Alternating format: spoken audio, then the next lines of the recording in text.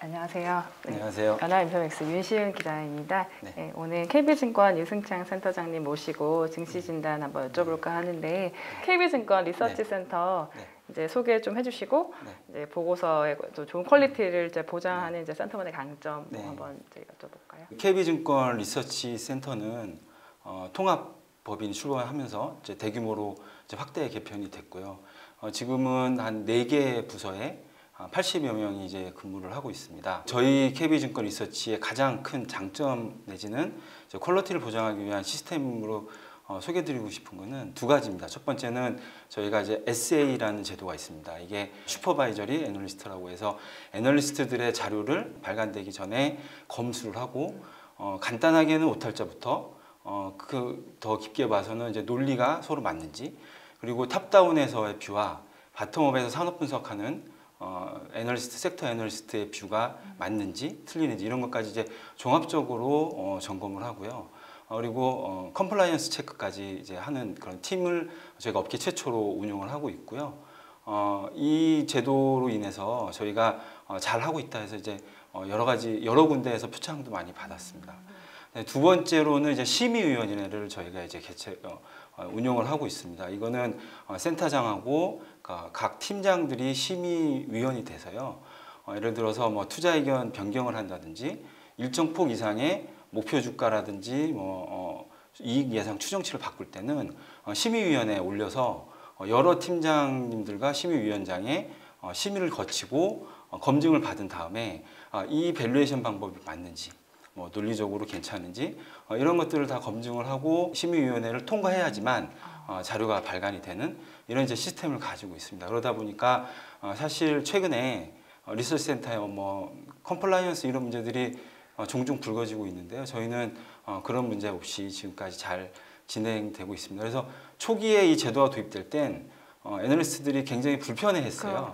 왜냐하면 전에는 자기네들이 그냥 자료 쓰고 나면 그냥 바로 발간하고 이렇게 했는데 지금은 절차를 거치는 게 처음엔 불편했지만 지금 이제 3년 이상 이 제도를 운영하다 보니까 오히려 애널리스트들도 자기의 글을 누가 봐주고 리스크를 체크해주고 하니까 글의 완성도도 높아지고 투자자들도 굉장히 KB증권의 리서치 리포트 퀄리티가 높다, 신뢰가 간다 이런 이제 피드백들도 많습니다. 그래서 이 SA 제도랑 그다음에 심의위원회 제도는 저희가 굉장히 잘 운영하고 있다 이렇게 말씀드릴 수 있습니다. 알겠습니다. 그러면 오늘 네. 그 올해 증시 이제 여쭤보고 싶은데 네. 먼저 한마디로 표현하자면 올해 증시 좀 어떻게 보셨는지. 사실 올해 증시를 돌아보면 그 어느 때보다도 참 다이내믹했고요. 그래서 한마디로 표현하자고 하면 전화위복이 된 코로나19 이렇게 얘기할 수 있을 것 같습니다. 그래서 사실 연초엔 시장이 코스피가 2200을 넘어서면서 양호한 흐름을 보이고 있다가 이제 코로나19가 가면서 이제 1400도 하회하는 이제 급락장을 이제 경험을 했죠.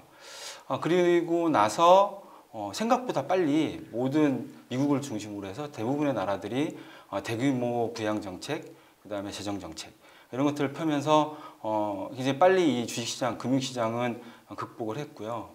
여전히 이제 실물 경제에는 부담이 남아 있다고는 하지만 어쨌든 시간이 지나면서 코로나19에 대한 적응도 좀 많이들 하시는 것 같고 얼마 전에 이제 파이자에서 나온 이제 백신 소식, 그다음에 지금 치료제가 비공식적으로는 한 250개 정도가 지금 임상이 진행이 되고 있답니다. 그래서 이런 거는 시간은 어쨌든 코로나가 더 멀어지기보다는 극복하는 쪽으로 가는 상황에서 정부가 빠르게 정책 공조를 통해서 경기 부양을 했기 때문에 시장은 또 빠르게 올라왔고요. 그래서 결국 올해 시장은 코로나가 화였다라고 보면 정부의 정책 대응이라든지 이런 부분은 복이었지 않았나. 이렇게 해서 전화위복 이렇게 좀 말씀을 드릴 수 있을 것 같습니다. 그러면은 올해 지금 KB증권 보고서를 보면은 예전에 보면은 증시에 대해서 낙관론과 이제 변화된 산업 지형에 주목을 하고 있는데요.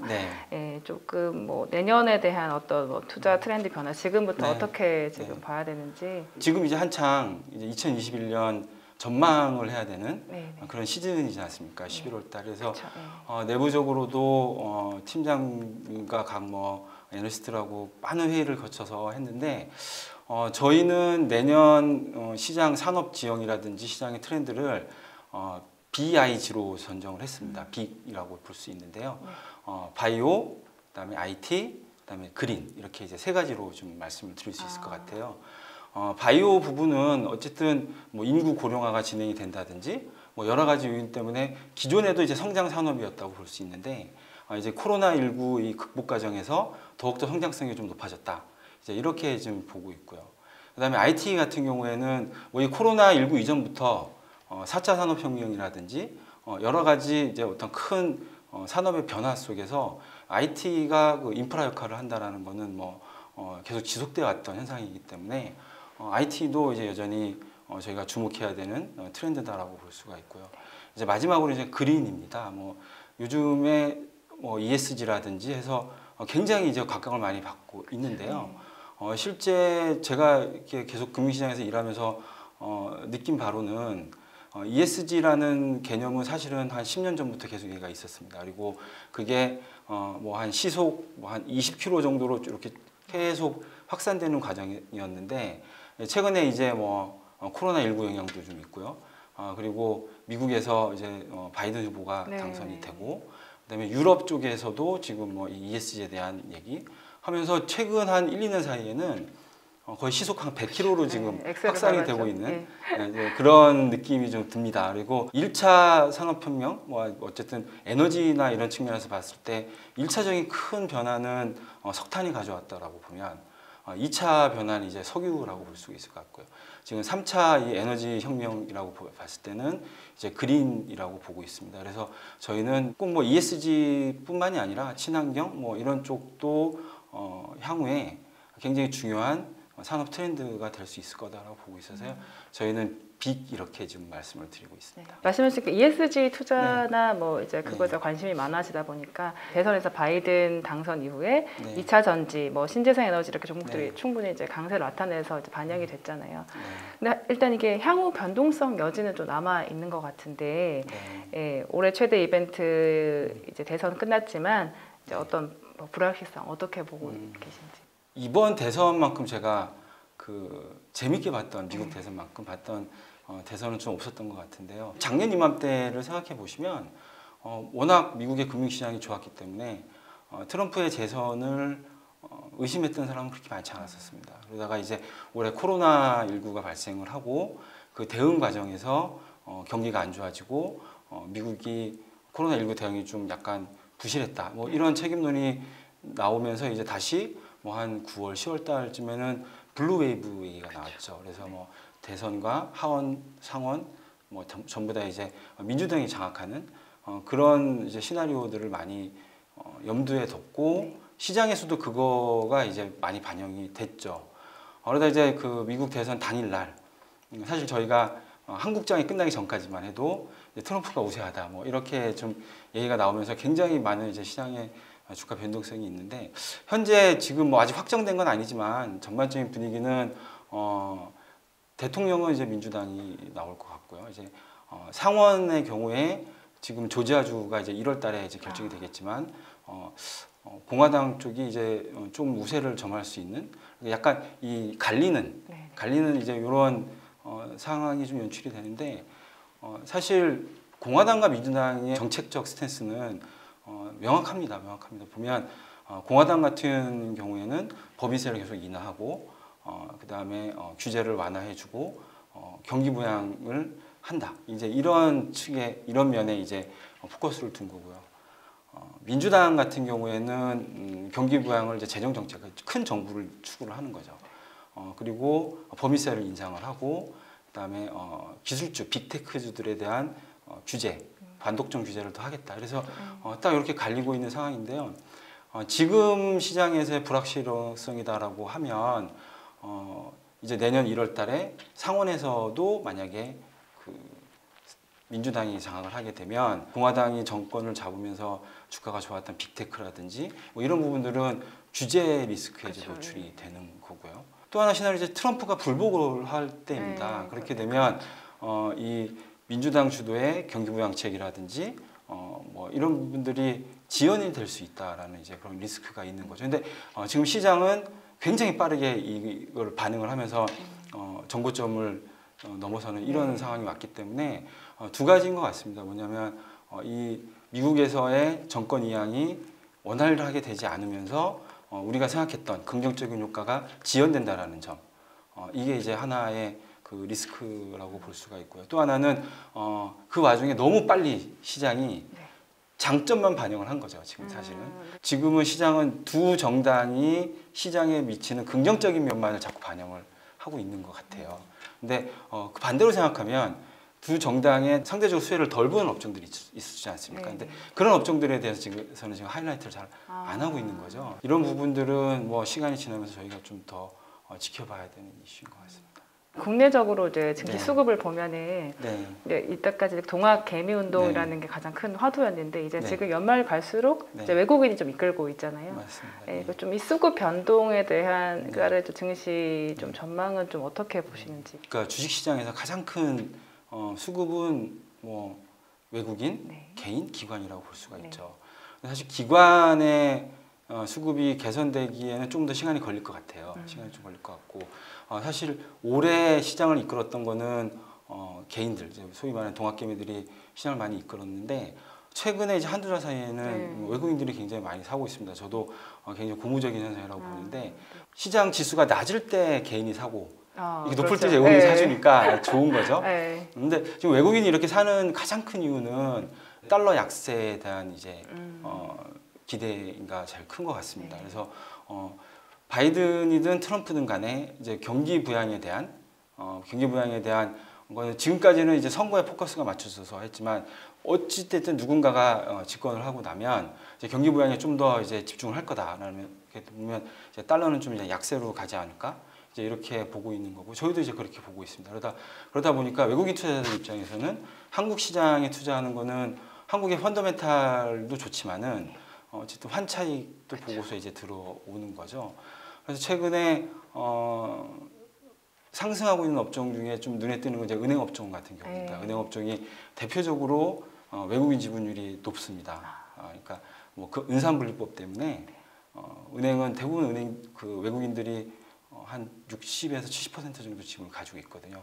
그러다 보니까 외국인이 들어오면서 주가도 좀 올라가는 상황입니다. 그래서 저희는 지금 달러 약세가 좀 생각보다 빠르게 진행이 되고는 있지만 뭐 일정 부분 되돌림이 있을 수 있죠. 이렇게 너무 빨리 약세가 진행이 됐기 때문에 하지만 내년까지는 트렌드는 뭐 달러가 약세로 간다라고 보고 있고 외국인 수급도 올해보다는 내년이 훨씬 더 좋을 것 같다 이렇게 지금 보고 있습니다. 크게 보면 미국의 달러가 강세가 되는 경우에는 어쨌든 미국 달러는 대표적인 안전자산이라고 보니까요.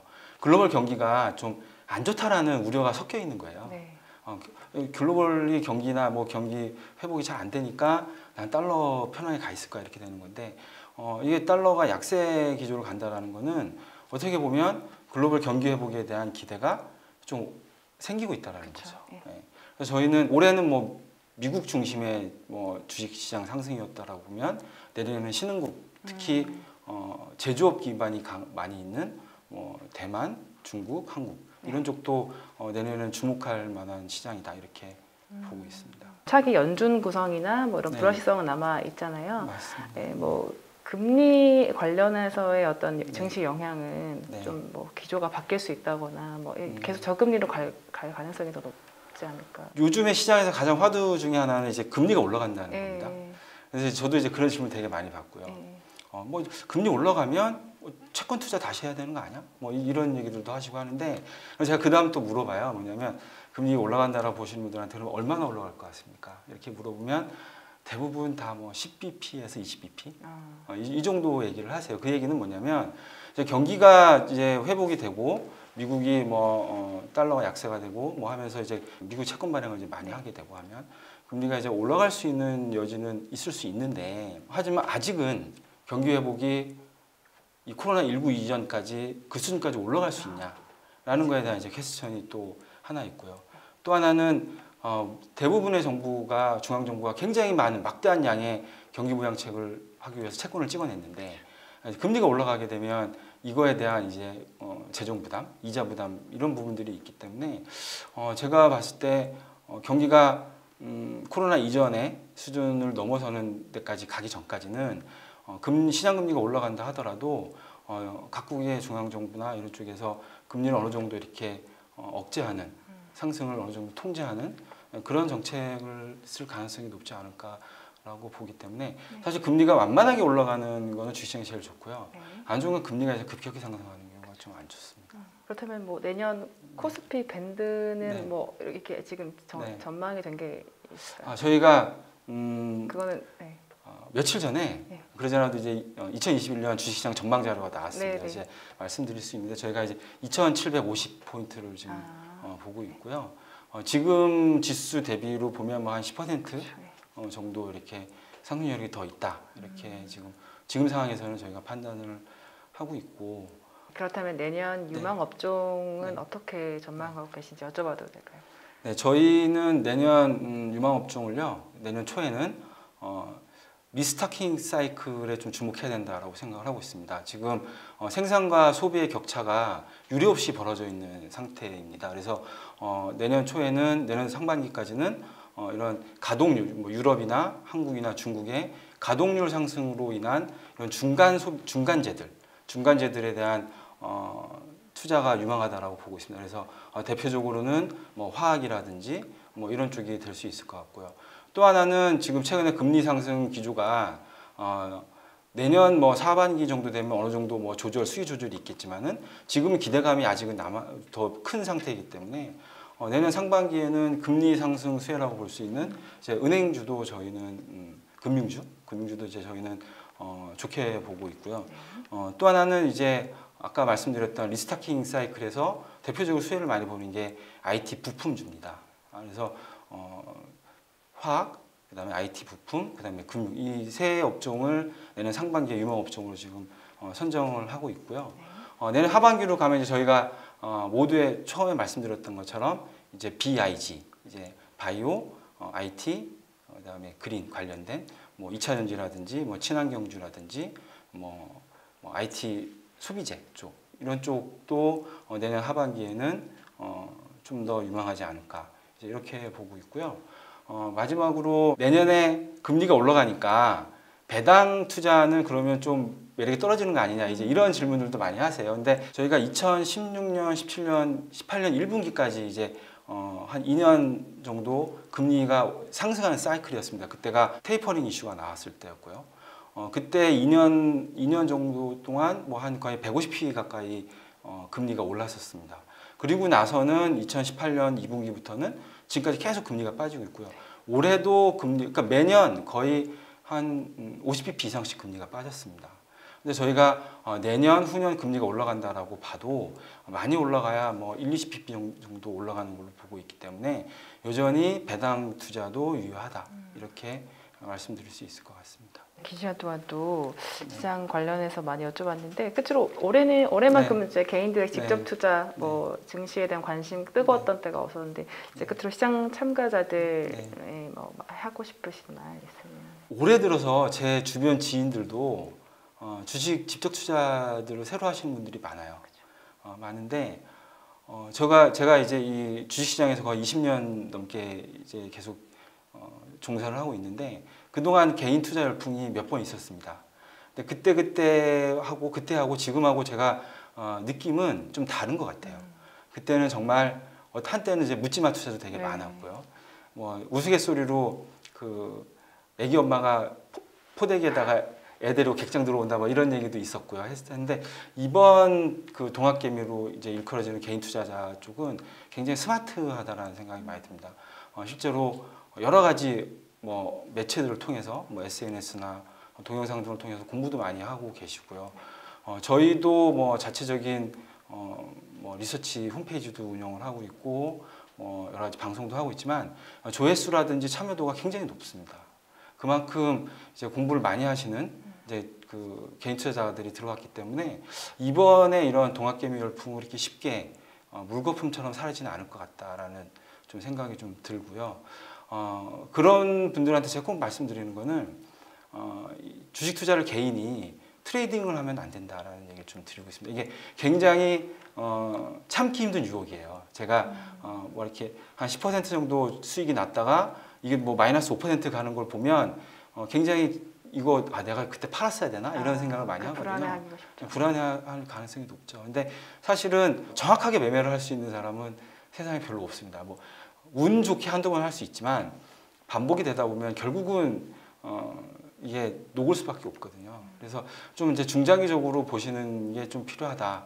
그러니까 좀 장기 레이스를 보시는 게 좋다라는 생각을 말씀을 꼭 드리고 싶고요. 또 하나 이건 뭐 신형 참여자분들뿐만이 아니라 뭐 저의 소망사항이기도 하지만 내년에는 정말로 코로나19가 잘 극복이 돼서 실물 경제도 좀 활력을 찾는 그런 한 해가 됐으면 좋겠습니다. 네. 좋은 말씀 너무 감사드립니다. 네, 코로나 극복과 함께 또 이제 내년 한번 또 잘 이렇게 맞이해 보고요. 감사합니다.